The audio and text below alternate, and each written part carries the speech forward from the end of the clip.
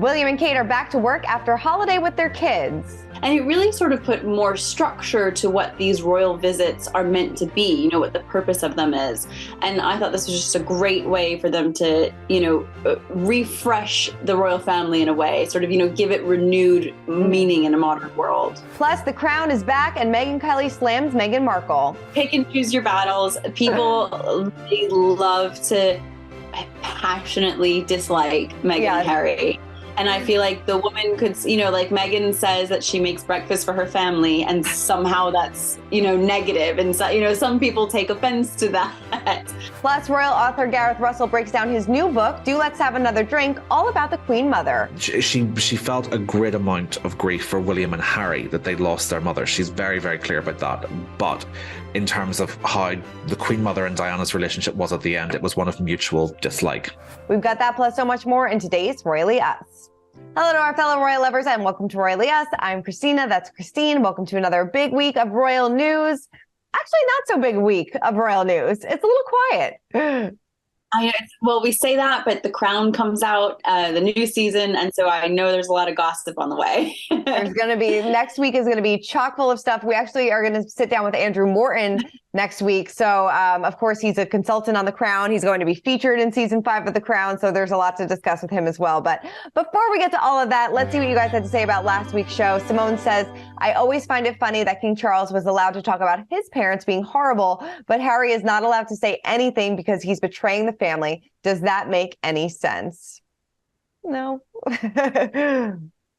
I mean, we talk about this a lot later in the show, but different generations handle things in different ways. And I think that we've seen a lot of that in the last couple of years with the royal family. Definitely. Felix says his mother's death will never be separate from him or William because of the trauma coupled with their ages. It's become woven into their fiber of their being. So true. I mean, I could never understand what they were going through, have been going through, and still going through. It's got to be, it's a trauma that nobody should experience. And it'll stay with them and really be a part of their story forever. It really will. Really will. All right. Well, let's get into the royal roundup. And like we said, William and Kate are back on the royal scene after a brief break with their kids. They visited Scarborough, North Yorkshire, to help launch funding to support young people's mental health. The couple stepped out on November 3rd to meet with local organizations who will benefit from the funding collaboration between the Royal Foundation and the Prince and Princess of Wales and the Two Ridings Community Foundation. So it's nice to see them out and about again. Yeah, and this was such a neat new way of doing royal events. Normally they would visit cities and learn about organizations, but this time they actually brought a massive amount of money with them. They brought over £300,000, and they met with 5 teenagers basically to decide how the money would be distributed. And that was such a cool exercise in sort of empowering the youth of the local area, also funding these organizations and giving them money to do their important work. And it really sort of put more structure to what these royal visits are meant to be, what the purpose of them is. And I thought this was just a great way for them to, refresh the royal family in a way, sort of, give it renewed meaning in a modern world. I love that. And of course, a lot of people are taking notice that everybody's wearing those red poppy pins again. Why is that? It is Remembrance Sunday is this weekend in the UK, and starting right after Halloween, people throughout the UK and really throughout the Commonwealth as well will start wearing red poppies in remembrance of those we lost, specifically in the 2 world wars, but also anyone who's been lost in the line of duty. And it's really beautiful to see everyone's got them on. You can buy them all over the place. And I think it's important that the royals kind of continue that tradition and really set an example for others. Definitely. Well, like we said, they are back out and about. And Kate also attended a rugby game over the weekend. Of course, she is a patronage of the rugby organization. So she got back out there and it was great to see her, supporting her teams. It was so great. She was at the England versus Papua New Guinea game, and I loved seeing her with the players down at the field. She was in bright red, which is the color of England's color. And it's really cool seeing her really step up to the plate as patron of this organization. It's sort of like, England rugby is huge and hugely popular, and it's very sort of symbolic for the country. So for her to be their patron, I think is really, really good. It is. Well, as continuing on the sports trend, we know that Prince William loves his football, and of course, mental health. So he paired the two together, and he sat down with two England soccer internationals to talk about how they cope with mental challenges, both on and off the field, ahead of course, the FIFA World Cup is later this month. So William also revealed that for him, sport teaches you a crucial lesson about coping with the downside of defeat, which then translates into other areas of your life. So take a quick look. Handling some of those really disappointing England results in the past, that was hard. I found that really difficult because, again, the same euphoria that we had comes crashing down and whittles away. And that's quite hard to take because you feel all on a high, you feel all together. And then suddenly normal life just gets back on again, and it's like, well, where did that all go? Was that real? What happened, and how do I get that feeling back? Yes, I always he's done this quite a bit in the past. Marrying soccer, mental health, and bringing this discussion to the forefront, which is so important to him and to so many. Yeah, William is really, really working hard on normalizing talking about men's mental health, and I think sport is something that a lot of men find is like a very safe, literal playing field. You know what I mean? And this kind of opens the door for men to talk about their feelings and normalize talking about their mental health. And that is so important. Yeah, so important. It really is. Keep talking about it. It's great. Well, this is going to be something that we're going to be talking about. I'm so looking forward to this because Princess Kate is hosting the second annual Christmas Carol concert, and it's going to feature a special tribute to Queen Elizabeth II. She will oversee this holiday event at Westminster Abbey on December 15th, and it will later air on Christmas Eve on ITV. Per Buckingham Palace, they released a statement saying that the night will celebrate the joy that human connection can bring by bringing together the royal family with charity staff, frontline workers, community volunteers, and military personnel. These principles are shared and personified by inspirational guests who have been invited to the Abbey from across the UK in recognition of their tireless efforts to help and care for those around them. Of course, like I said, she'll pay homage to Queen Elizabeth throughout the program. And ITV said that the magical night promises to embody some of Elizabeth's biggest strengths, which she demonstrated throughout her life, including empathy, compassion, and support for others. The network noted that it will also highlight the selfless efforts of those who served the UK over the last years. So looking forward to this time last year, Kate played the piano. It was a beautiful concert. And so I'm sure they're putting together a really touching tribute to the Queen. I'm so excited for this. I feel like last year's concert was really a coming together after the COVID-19 pandemic. And it was very emotional. Kate took part in that song that was about remembering those who couldn't be with us during the holidays. Now this year, after the death of the Queen, I feel like it's going to be even more emotional. And just a very, very moving concert. But I will say, I hope this is an annual event. Yeah. I think this would be an amazing project or program for Kate to put on every year, especially now that she is the Princess of Wales. Camilla, as the Duchess of Cornwall, did something similar with a Christmas tree lighting or Christmas tree decorating event every year. So I hope that this is kind of Kate's annual Christmas thing. Yeah. Because I know for our family, last year it was really beautiful. We had all my nieces and my children were running around, and they would stop and sing a song as it was on the TV, and we were all watching. And it was just a nice, very British, very royal family affair. I love it. I agree with you. I feel like this should be a tradition every single year, and it's something that people can definitely look forward to. I'm sure it'll be a beautiful event. Well, King Charles held a reception at Buckingham Palace, welcoming over 200 leaders to mark the start of a climate change conference.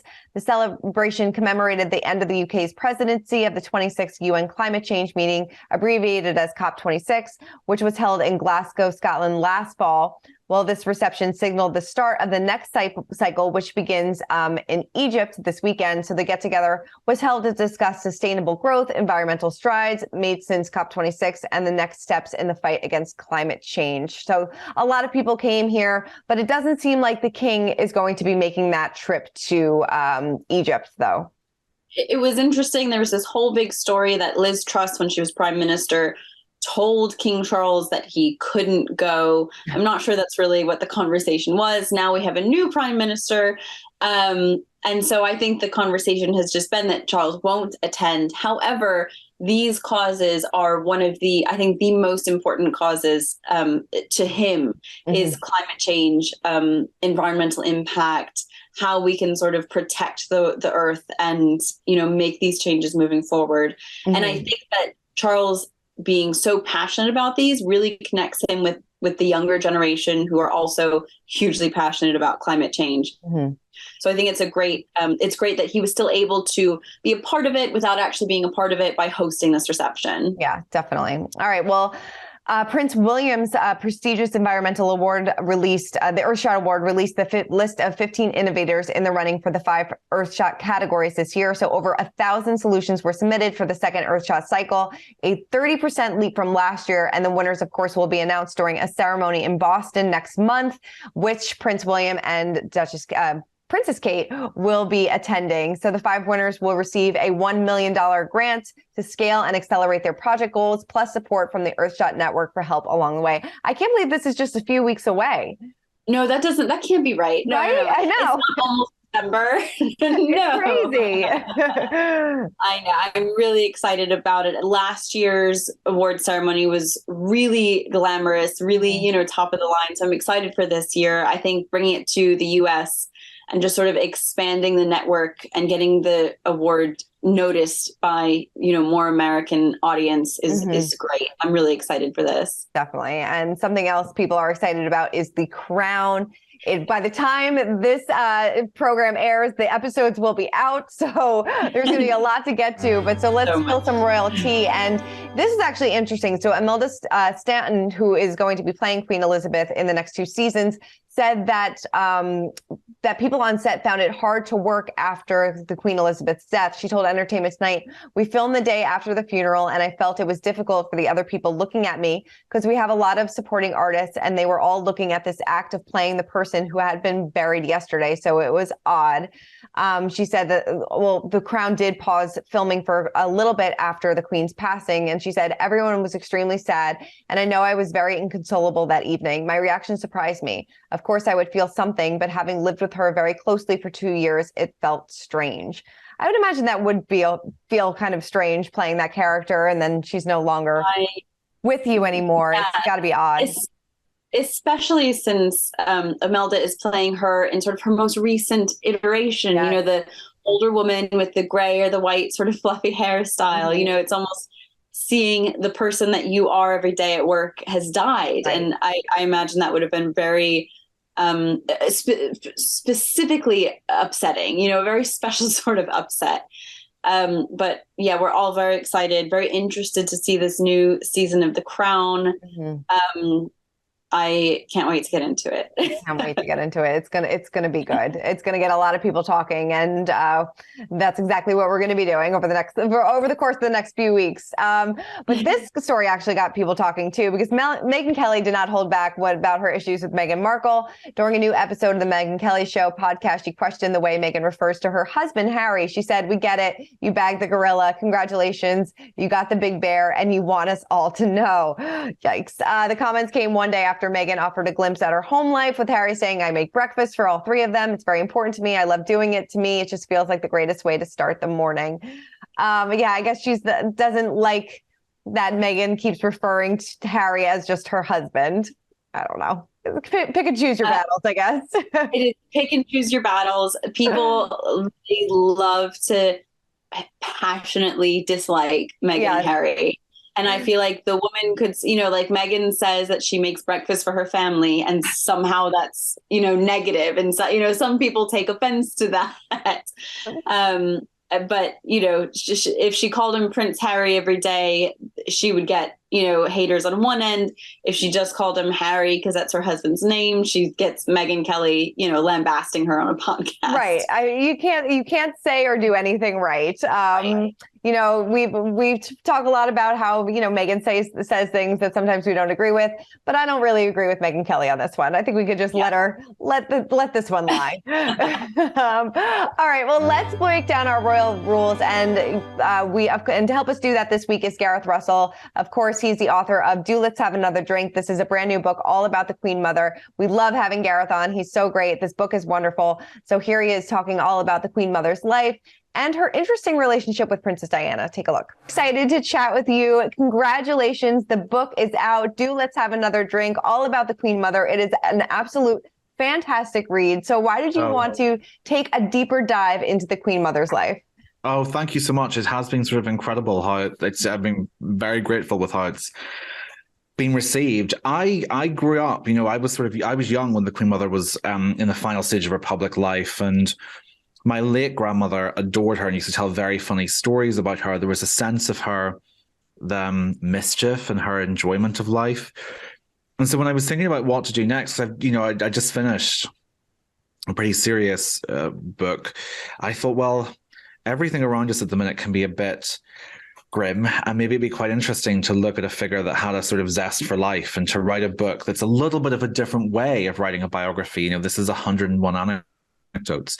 So it's sort of a love letter to people who love shows like Downton Abbey and The Crown, but also people who want to dip in and find little anecdotes that they can tell over dinner parties or laugh at or be informed by. So that's really why the structure is a bit different as well. What was also so interesting is the early relationship of the Queen Mother and King George. And she really wasn't that interested in him at the beginning, correct?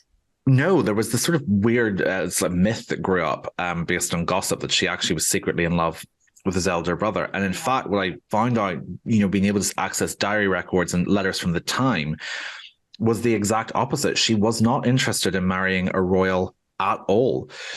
She told her younger brother, David Bowes-Lyon, that she felt that it would be giving up any semblance of privacy, that she would be married to the country for the rest of her life. And she turned down the future king. She didn't know he was going to be king at that point, but she turned down her future husband twice. It was third time's the charm for her husband. When he proposed in January 1923, she said yes. And her feeling, the first time, I think she hadn't really had those feelings, romantic feelings for him. And she also did not want to marry into the royal family. By the second proposal, she seems to have had much stronger feelings for him, but was still a bit iffy about marrying into the royal family. And then by the third proposal, it was the sweet spot, and she said yes. I love that. So funny. I think that's so funny. He probably had to talk her into it and saying, like, you'll never see the throne, it's fine. Yeah, and then, yeah. A few years later. And on to that, is it true that David only gave them 72 hours notice that he was abdicating the throne? Yeah, I think, and so first of all, there's this idea, it's part of the, the power of movies. We all imagine her sitting around the radio hearing David's announcement that he was giving up the throne. She actually was bedridden during the abdication crisis with pretty bad pneumonia. And was very, very unwell. And so she was very sick. And they had started to suspect that something, they'd been worried about him as king for months. But they came down. So just as she was falling sick, they came down from Scotland and got off the train in London. And journalists were asking them questions. Was it true that the king was going to give up the throne? She gets home, gets into bed, tries to recover. And her husband's trying to phone his brother and get in touch with him and sending letters, sending messengers, telegrams, everything. Can you tell us what's going on? And 3 days before, David tells him, by the way, 3 days' time, I'll be giving it all up and you will be the next king and emperor. And so she really took the idea of her brother-in-law giving up the throne was against everything she really believed in. She had very sort of conservative attitudes towards duty and the monarchy. But there was also an element of personal resentment that she had been sick and that they'd been given less than half a week notice, what most people get a lifetime to prepare for. What type of grandmother was she? I know we hear a lot about that, but did she have any favorites? Are there any special stories? Yeah, she absolutely had a favorite. It was Charles. And she was a very affectionate grandmother to them all. And she really got on, actually, I should say, very, very well with Princess Margaret's son and daughter. And in fact, Lord Linley, Princess Margaret's son, used to take his mother and the Queen Mother driving in a sports car around London in disguise. The Queen Mother would put on a headscarf and sunglasses so no one would recognize her. She was whizzed around the streets in a convertible. But no, she really was very protective of Charles, partly because he was her first grandchild, and also because she was determined that there would never again be a king who would come to the throne with the lack of self-confidence that her husband had. Her husband really had a very difficult relationship with his father, King George V, who was quite tough on him, very rules-driven, not very affectionate with his children, particularly his sons. And the Queen Mother really did feel that had left her husband emotionally weakened in terms of adopting a public life of service and a life in the public eye. And she was determined that was not going to happen to Charles III, what happened to George VI. So she made a special effort to spend time with Charles and to increase his confidence. And also, from a biographical detail, she really spent a lot of time with Charles and Princess Anne because they were so young when their grandfather died and their mother became queen. And the Queen and Prince Philip were then off on tour a lot. And when they went, it was thought, the wisdom at the time was that children shouldn't go on those tours because it was too disruptive for a child's routine. So the children, Charles and Anne, were pretty much left with the Queen Mother. And in many ways, they were brought up by her. To a large extent, the Queen Mother was a major figure in both Anne and Charles's life. She also, when she died, the then Prince Charles gave this very emotional public tribute to her, where he said, that she had the most extraordinary zest for life and sense of humor, and he would miss their laughs. And in fact, this summer, not long before he became king, he was camera and mic picked up. He was at the Braemar Games in the Highlands, and he told a fellow attendee, I used to come here every year with my grandmother, and I still miss her. So it was a close relationship. Yeah. Jumping ahead quite a bit, it was interesting in the book how the Queen Mother was baffled by the outpouring that happened after Princess Diana's death. Can you talk a little bit about that and the relationship she had with Diana? Well, I think everything for the Queen Mother has to be seen in the context of what she saw in the 1940s, which is that to her, it seemed very odd that there was such an intense reaction to Diana's death, and that there hadn't been that kind of outpouring of grief when the city was being hit every night in Nazi air raids. To her, it was a generational thing. It just seemed bizarre to her. And that sometimes, as a historian, you have to remind yourself, you're dealing with someone who was born in 1900. Of course, it's going to be difficult and different for them to process generational attitudes. And you have to be respectful of that. I'm certainly not going to dismiss the assessment of someone who lived through the Blitz. But her and Diana had a really interesting relationship. In part, both of them were usually either first, or they were constantly between first and second place for most popular member of the royal family in polls conducted in the 1980s and 1990s. They both came from very old landed money families. Both their fathers were earls. They both had grown up in the world of the upper classes, and yet they were perceived by people to be the people's princesses. They were both at one point referred to as the Queen of Hearts when they were younger. They were seen to be the accessible royals. And initially they got on very well. One thing I will say is there's a long-standing myth or story that the Queen Mother essentially picked Diana for Charles, and that she had a major role in encouraging the relationship and the engagement and then the wedding. And I assumed that going into it. The Queen Mother had been friends with members of Diana's family since a teenager. She was really best friends with her great aunt Lavinia. But Princess Diana herself told Ingrid Seward, a writer, they went for coffee, and she was very clear. She said, it is a complete myth that the Queen Mother arranged my marriage. She had absolutely nothing to do with it. So I think that was, I have to take Diana's word on that one. Who else would know better than that? The relationship started well. They did like each other.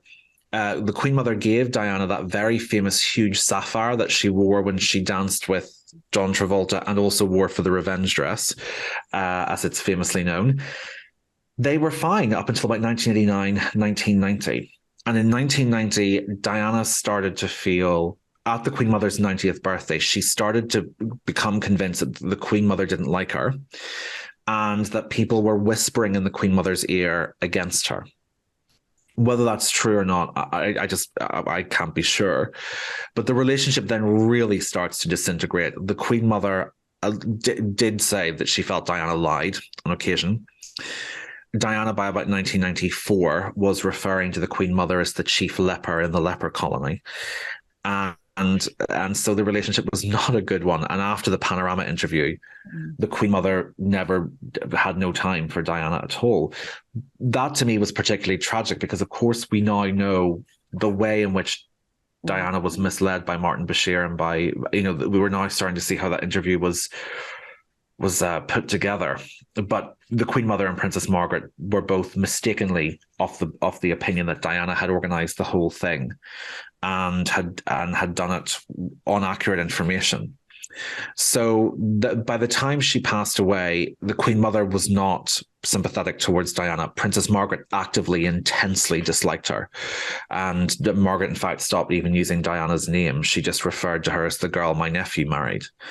And yeah, Margaret was not someone you necessarily wanted to cross. But what I will say is, there's a little anecdote in the book that one of the last people to see the Queen Mother told me that there was a photograph of Diana in the Queen Mother's drawing room that she kept long after Diana died. So that's in the book, and what photograph that was. She was of the opinion that it was. She felt a great amount of grief for William and Harry that they lost their mother. She's very, very clear about that. But in terms of how the Queen Mother and Diana's relationship was at the end, it was one of mutual dislike. Yes, please, everybody run out and grab it. It's fantastic. So much fun. It'd be a really good gift too, actually. Yes, 100%. Yes. Speaking of good gifts, this would be a good one. So our Royal History Moment of the Week, Lviv. So this is one of the world's largest privately owned diamond companies, has unveiled the Empresses. So 2 rare bedazzling diamonds cut to honor Camilla, the Queen Consort, and Princess Catherine and the Princess of Wales. So the showpieces reflect the titles, styles, and singularities of the royal majesty. So you can get the Camilla. It's a 6.4 carat emerald shape, expertly cut and placed into a setting by Lviv's master craftsman. It's only $440,000. So go out and get it for Christmas. And then the Catherine, that's $328,000. It is a marquee cut 8 carat stone of exceptional clarity. And Princess Catherine shares the fortitude of her mother-in-law, often seen as a pillar of strength and stability at the center of the world's most visible family. I mean, I love that they're showcasing these beautiful diamonds and stones. But yeah, I don't know if that's going to be in my stocking this holiday season. I have not been that good this year. No, I'm not. But beautiful pieces. Yeah, I love it. Yeah, it's such a fun story. I wonder if you do get this for Christmas, make sure to send us a photo. Please do. Please do. All right. And to wrap things up, this was an adorable story. During Prince William and Princess Kate's visit to Scarborough in support of young people's mental health, they met a little girl dressed up as a princess who handed Kate a bouquet of flowers as the couple knelt down to speak with her. Her name was Callie Rose, and she interrupted their speech by walking up to William and Kate, sparking laughter from the couple. This is just such a cute moment. She's adorable in her princess outfit and, definitely lightened up the mood. Oh, yes. And they love, William and Kate love children. They love little kids. You'll always see them chatting with them in the crowds. And I just think that especially a little girl dressed as a princess, it's irresistible. Oh, 100%. All right. Well, that's it for this week's Royal Show. Christine, thank you so much as always. This was fun. I can't wait to come back next week. Definitely. All right, guys, keep commenting, keep subscribing, and let us know your thoughts on The Crown once you binge it in the comments below. And we'll talk to you guys next week. Bye. For more news content and exclusive interviews, make sure to hit the sub, like, and bell button down below and visit usmagazine.com.